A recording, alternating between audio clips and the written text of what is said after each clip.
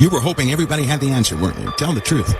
You did go and listen to everybody on YouTube, all the strange stuff. There's certain YouTube videos you looked at with your door closed, and when somebody walked in, you turned it off.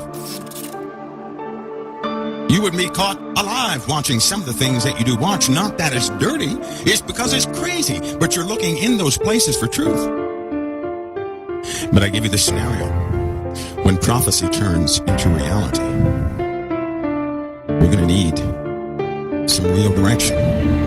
You're going to need a bigger boat. Looking out into the vastness of the universe, the greatest mystery is right here, right under our feet. The ultimate aim of all science, to penetrate the unknown. These are the stories that will make you say, what the fuck? We could potentially go totally off the rails tonight, really. I know I've said that before, and I haven't really gone off the rails. It might actually unleash tonight. Have you guys ever contemplated doing something and or you knew a time would come where you'd have to state something that would make you look like a maniac? And it didn't really matter, because normally when I speak, 5 people actually hear and 1,500 are angry. So they get angry at me every time I speak. But that's okay, so long as it's truth, right? But there is a truth.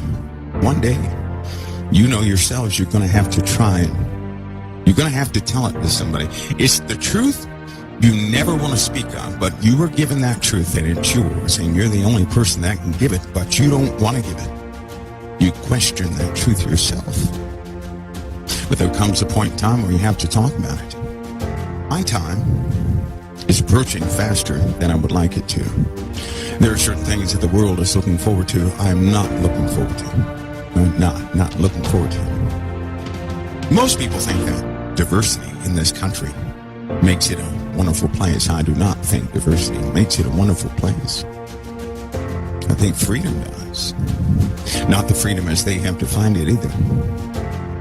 See, we're not going outside, and we don't have a military escort stopping your car and throwing you in jail because you want to go to church. When you log on to any website that's religious, you don't have anybody breaking down your doors to take all your computers and put you on a train. You don't have that, right? So we have freedom. That's what makes this country great. Well, I know it's strange because people can complain. I don't like complaints. They do all sorts of things. They have protests in the street that do nothing, but protests don't do anything. I hate to tell you that. It's the truth. Protests are people getting together venting, and it doesn't work. It really doesn't, because you have to have moral people running the system for a protest to actually work. Nobody cares if somebody else throws a protest. But they do care what the world thinks about them. Well, we may talk about that since you're protesting. 5 days later, nobody's talking about it. Hey, whew, that's over. We sure got them. Let's tell them we'll do it as soon as we can. Talk about it every 6 months, and they'll believe it all the way until I get out of office. Let's do that. That's the way it really works. All the while, a true nation has been forming. Now, tonight's topic, we're going to get into parts of a delusion of epic proportions. I'm telling you right now, your parents were in a strong delusion. Your parents' parents were in a strong delusion. You know it's a delusion because people right now do not believe that delusion has come. Number one, they changed it. They say great deception. That's not what it is. There's a difference between a deception and a delusion, 2 different things. A delusion is something you accept as reality, as being real. That's just the way it is. And I'm telling you, that delusion has begun a long time ago. So what in the world is that strong delusion? You can't see it, but you can feel it. Because in your soul of souls, you keep saying to yourself, well, something is off. You've listened to everybody on YouTube. You were hoping everybody had the answer, weren't you? Tell the truth. You did go and listen to everybody on YouTube, all the strange stuff. You would be caught alive watching some of the things that you do watch. Not that it's dirty, it's because it's crazy. But you're looking in those places for truth. Huh? you know something is wrong. You're trying, you've got all of you have your fingers stuck up, and you're saying, I want to put my finger on it. So you're walking around with one finger stuck up in the air so you can put your finger on it as soon as you find it. You've been on a hunt for many years trying to find out what in the world is wrong, but nothing has ever settled it.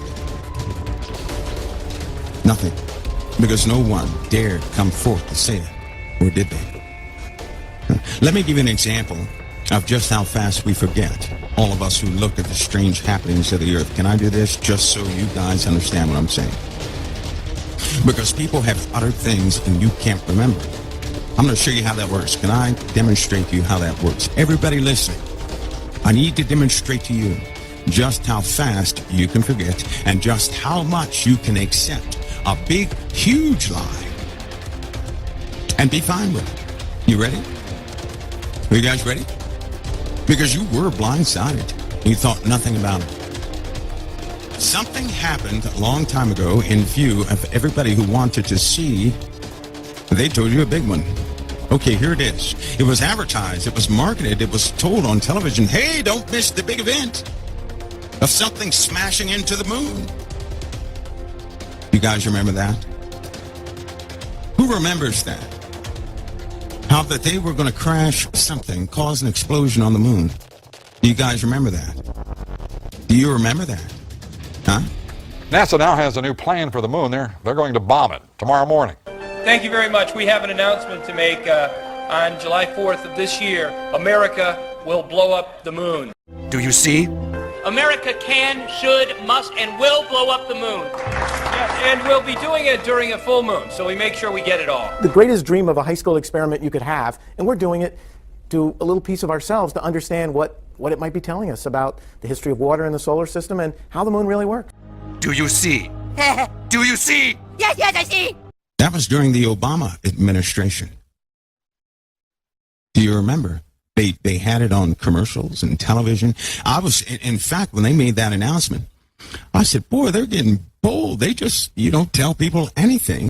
If there's enough water there, you can use it for rocket fuel to come home. You can use it for water to drink, or you could split it to make at least oxygen and bring some nitrogen. So it's called in situ resource utilization. That's NASA speak for using stuff that's there. And then the reaction from the public was astounding, right? It was astounding. Everybody said, oh, that's boring. That's what they said. That's boring.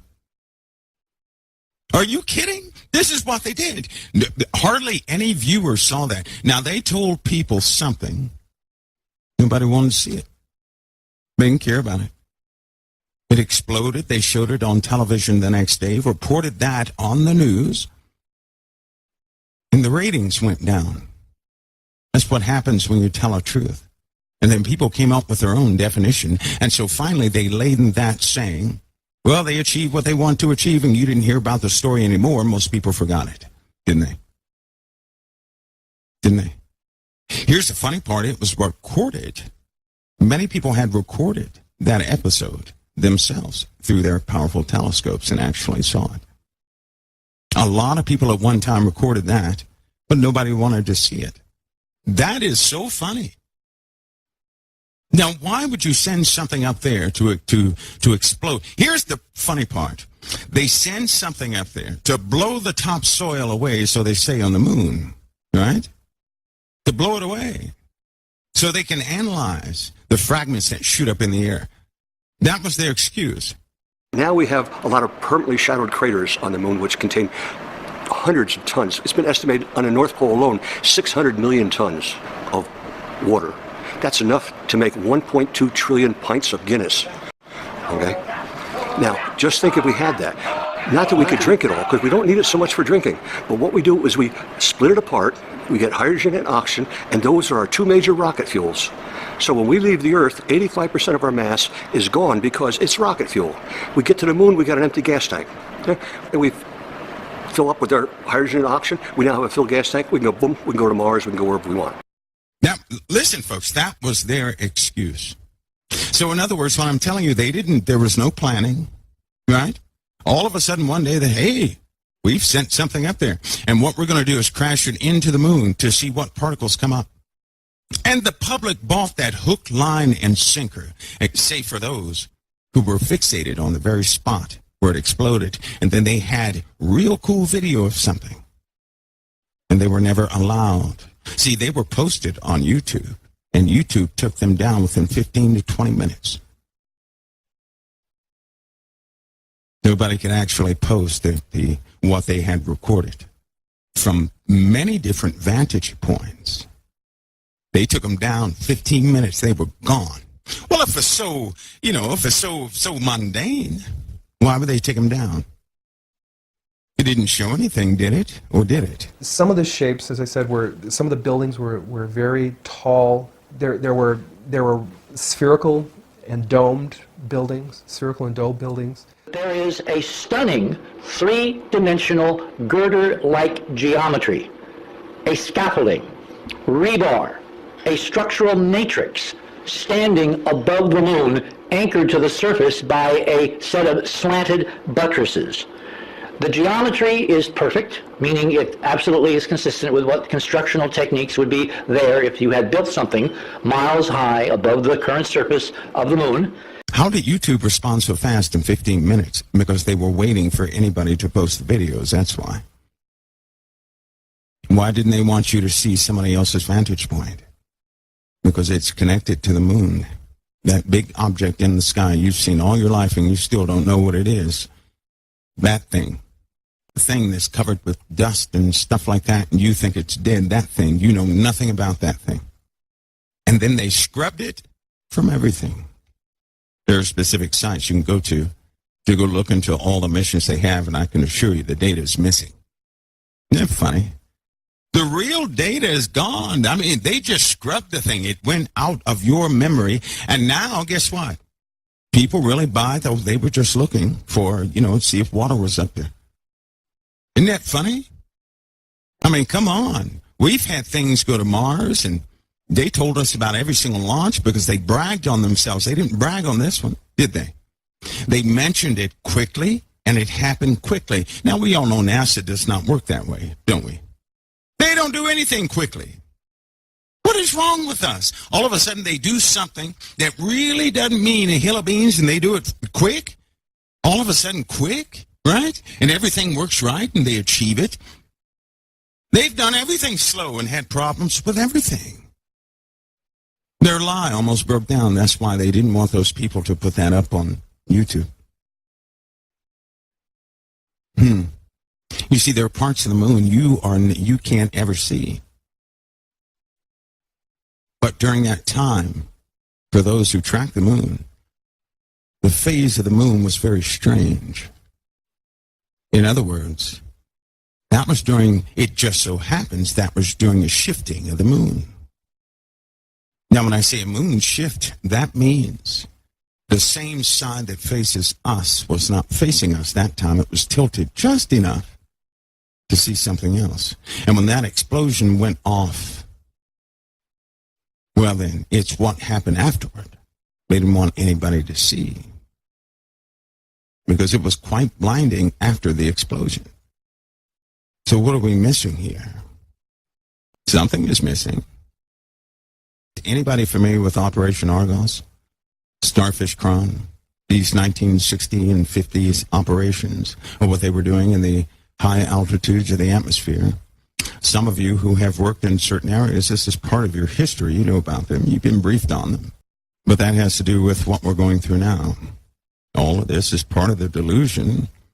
And because of that delusion, it's very difficult to accept prophecy. And because you can't accept prophecy, your hopes are being dashed every single day. That's why everybody wants a date. Because they continue to ask year after year, well, is it going to happen this year? I really wish it would happen this year. In fact, it's so bad they have people looking forward to prophecy. The very prophecies they shouldn't look forward to. I think is a good thing and a bad thing. The good part is this. They really want to get out of here because they see the darkness. The bad thing is this. They have no idea what they're asking for. So, to inspect the delusion and to understand prophecy, a delusion is a perceived realm, a mindset that no one can deliver you from. A delusional person does not know they are delusional. So if somebody's walking around and they don't tell you, but in their mind they think the sky is pink, there's nothing you can do to change that. I tell you, it's been going on for a long time. What about the maps that were found in Babylon that depict the continents of the earth back then as they are now with the same accuracy? How about that? Oh, they didn't tell you about that? Oh, I'm sorry. Yes, they had global maps just like we have.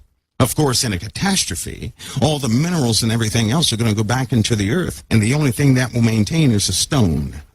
Metals will be consumed. That's why there are rust marks all over the stones. Hinges, right? Laser precision. We're just foolish enough to believe in evolution, so we say, well, surely they didn't have a laser. They didn't have that cutting ability. So it seems like all the evidence was washed away, and how they kept. They keep it secret, don't they? They keep it all secret. That's why they're the first ones at the site, and then we get to see after they dug it all up. It'd be nice to see an archaeological dig from start to finish, wouldn't it? Of course, you can't go near those places because you're not cleared to be in those places. They never show you that. They show you the aftermath after they grabbed everything interesting. It is so funny with the pyramids because I remember a long time ago when they were digging in certain pyramids, here's what they said. Well, we have a couple things here, a couple things there, a couple things there. Right? Just recently in 2011, here they pop up with all these other artifacts that they told us were in Iraq. I thought they found them all. I thought they shared it with the world. What were they doing in Iraq? Why were they being traded all over the world? And then once they were stolen, then they began to talk about it. Their little secret got out. Just 2 days ago, the police again arrested 3 criminals, another 3 criminals with 5 objects. Now we are missing 37 objects from the museum. I hope that all the authorities in Egypt will cooperate in order to repatriate our missing artifacts. During that time, the UK and America were at odds on a few things because they have one ideology. They're going to fool you big time. Because anything out in the open is not how they're going to do it. Now, what is more plausible? Let's just talk about some things here. There's one thing nobody questions, but they question everything else. People question the fallen angels. People question spirits and ghosts and goblins. People are seeing Bigfoot and everything else. These things in many forms, they question everything. They question your morals. They question your beliefs. They question everything. But what's the one thing they don't question? They don't question their delusion. A person who is delusional will never question the delusion, but they will question everything else, including reality. They never question the delusion. It would be like you waking up in your house, but you're not really in your house. You wake up every day, it's your house, you cook breakfast, send the kids off to school. But in truth, that's not your house, right? If it were true, that's not your house, but somebody made something to look like your house. They made a mock-up of your house, you're living in there, but you're inside a larger facility because they know you're scared to go outside and venture outside of certain paradigms. You would think that was your house. You would think it's real, but everybody else would look at you from the outside and say, poor thing, they're stuck. There's no way they can find their way out. Half of your circumstances are delusions. They're not even real. Let me give you an example of that. How many times have you worried about the end result of your circumstances? And then 5 years later, you found out you were worried about nothing and you truly wasted your time. You could have been doing things instead of worrying. How many have done? I've done that so many times. Sit up and worry about something, and then after it's all over, you say, well, I just wasted time worrying. That was ridiculous. You were caught in your own delusion. When you're worried about something, you cease to do everything. Worry itself is a delusion. It's one of the doors into the strong delusion. That's why I don't like worry. I don't like worry as unfounded, period. It has never been justified, nor will it ever be. And again, a delusion can never be observed, can it? Or it wouldn't be called a delusion, right? Is it not delusional to waste your time in worry and tears and starve yourself and everything else, but then 5 days later, that same thing you were worried about never transpires, or the ending is nothing like you had imagined? Were you not in something that was not real? That's exactly what you were in. You were in a condition, and your mind made the worry. It justified that worry. Your own thoughts, you were trapped in your thoughts of a horrible outcome, of an unsure outcome. You were delusional. You weren't seeing the truth. If you're not seeing the truth, what are you seeing? A lie. If you sit there and worry, and if you have worried, and some of us have done this for 30, 60 days, but the outcome is nothing like we imagined, for all that time, we were believing a lie. So we have already done that. And we were in that delusion while we did it. Now, examine this. When you're worried about something, how hard is it to break that cycle of worry? It's not easy, is it? It is not easy, is it? It's not easy. You know and I know the only way to break that worry, certainly over financial things, is to have finances in your hand. It's the only way to break it, right? Listen to me close. When a person is worried over financial situations, what breaks the worry is to have money in their hands. That's why you pray, Lord, please handle this, and somebody puts money in your hand, and you say, praise the Lord, it's done. Am I right or wrong? Am I right or am I wrong? Am I right or wrong? Am I right or am I right or am I right? Right. I would love to stand here and talk with you, but I'm not going to. We do this all the time, don't we? We do stuff like that all the time. So he's breaking the cycle. Why? Because that's part of the delusion. When you believe a prayer with the wrong premise works, which so many people do, and they start breaking down in life when they're no longer answered, that's when they're shaken and they get their lives right. If you succumb to worry, that's like succumbing to a delusion. And if you can remember that, you'll say, wait a minute, because it's hard to break this cycle of worry. Well, the same thing happens in a delusion. Because worry is nothing more than your imagination dictating an end that never comes. Correct? Now you have something to compare it to. But I say to you, hey, look at me. Please, don't worry so much. Because in the end, none of us have very long on this earth. Life is fleeting. With trust, you will stand. Without trust, you are certain to fall. Okay? God bless each of you.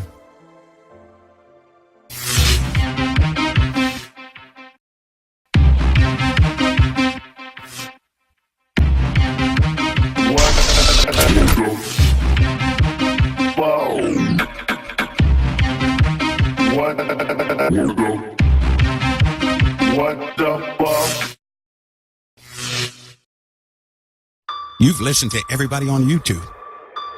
You were hoping everybody had the answer, weren't you? Tell the truth. You did go and listen to everybody on YouTube, all the strange stuff. There's certain YouTube videos you looked at with your door closed, and when somebody walked in, you turned it off.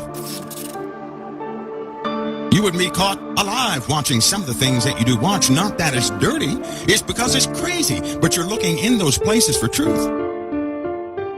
But I give you the scenario.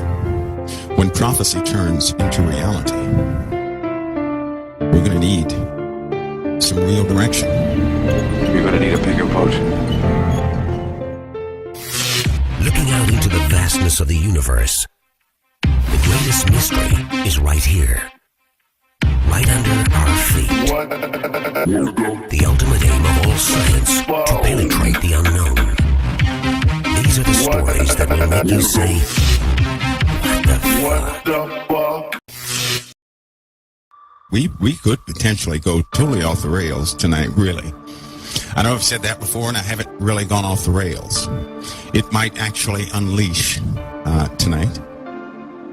Have you guys ever contemplated doing something and, or you knew a time would come where you'd have to state something that would make you look like a maniac? And it didn't really matter, because normally when I speak, 5 people actually hear and 1,500 are angry. So they get angry at me every time I speak. But that's okay, so long as it's truth, right? But there is a truth. One day, you know yourselves, you're going to have to try it. You're going to have to tell it to somebody. It's the truth you never want to speak of, but you were given that truth and it's yours, and you're the only person that can give it, but you don't want to give it. You question that truth yourself. But there comes a point in time where you have to talk about it. My time is approaching faster than I would like it to. There are certain things that the world is looking forward to. I'm not looking forward to. I'm not looking forward to. Most people think that diversity in this country makes it a wonderful place. I do not think diversity makes it a wonderful place. I think freedom does. Not the freedom as they have defined it either. See, we're not going outside, and we don't have a military escort stopping your car and throwing you in jail because you want to go to church. When you log on to any website that's religious, you don't have anybody breaking down your doors to take all your computers and put you on a train. You don't have that, right? So we have freedom. That's what makes this country great. Well, I know it's strange because people can complain. I don't like complaints. They do all sorts of things. They have protests in the street that do nothing, but protests don't do anything. I hate to tell you that. It's the truth. Protests are people getting together venting. It doesn't work. It really doesn't. Because you have to have moral people running the system for a protest to actually work. Nobody cares if somebody else throws a protest. But they do care what the world thinks about them. Well, we may talk about that since you're protesting. 5 days later, nobody's talking about it. Hey,